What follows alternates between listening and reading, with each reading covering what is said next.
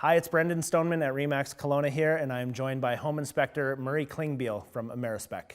So I want to talk to you about homes that were built in the 70s. We've got a lot of those properties, Rutland areas has a lot of homes that were built in that era. Parts of the Lower Mission, even the Westside, in Lakeview Heights and Glenrosa, tons of homes were built in the 70s.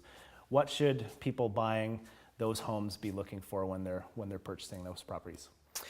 Generally speaking, here locally, we were blessed with many good contractors. So houses from the mid-60s into the late 70s, predominantly the contractors were European, came from Germany or Italy, so some of the best masonry work you're ever going to see. Good solid bones, but unfortunately, because of a shortage of copper, because of the Vietnam War, from approximately 1968 to approximately 1974 locally, there's a chance that your home may be wired with aluminum branch circuit wiring. Okay. Aluminum is used today in all of our large appliances. We call it multi-strand. Also, all of your main services to the electrical panels is all aluminum now because copper is too expensive and it's too heavy. Right. But the problem with aluminum wiring is that it is not as good a conductor as electricity. Actually, there's a number of problems. The other one is it's got poor metal fatigue properties. You can take a copper wire, bend it numerous times, doesn't break. You take an aluminum wire, you bend it twice, it breaks.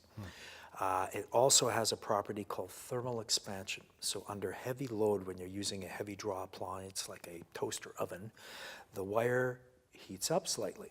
And over the years, from expansion and contraction, it wiggles its way out from under the retainer screws on your light switches, your outlets, and your fixtures. So that's why in older houses you'll have flickering lights or outlets that are warm to the touch. And in worst case scenarios, that wire actually pops out from under the retainer screw and it causes a short. According to the Insurance Institute that does most of the underwriting on residential properties, your home is 42 times more likely to have a house fire if you have aluminum branch circuit wiring. Wow. So, your next question is, what's the fix for that? Yes. All right. So currently, what we try and do for many of these things in housing is we have to satisfy the insurance company. So what most insurance companies will take as satisfactory is you have to have a licensed electrician in the province of BC come and perform a process in your house called pigtailing. Okay. Where they put a small section of copper wire attached to the aluminum using a specifically designed moret that's got antioxidant paste in it that prevents corrosion. So then it's the copper that makes the connection on your light switches, your outlets, and your light fixtures, not aluminum. And of course, you have to have compatible outlets that are for copper, which most are on the market now, of course. Okay.